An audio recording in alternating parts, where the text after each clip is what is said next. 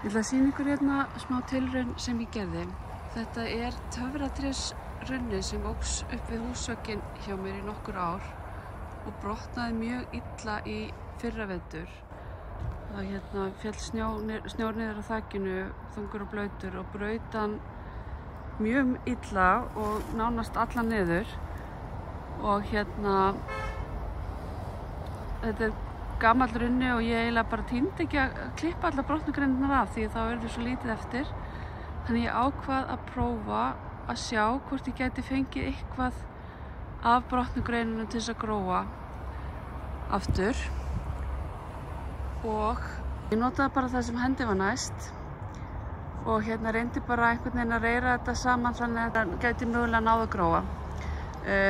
Það var liðinn svolítið tími frá því að ég tók eftir því hvað hann brotnaði illa að því að hann var á kafi snjó. Þannig að það náttúrulega hafði áhrif líka á að það greri ekki allt eins vel eins og það hefði mögulega geta gert.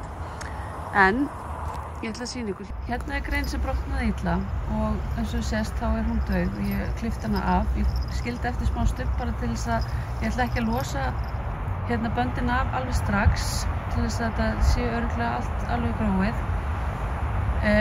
En fyrir neðan eru tvær greinar sem að bráðar brotna aðeins frá.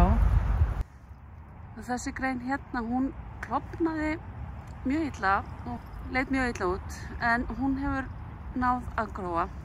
Og eins og sést þá eru þær komnar með knúpa sem eru svona við það að fara að springa út.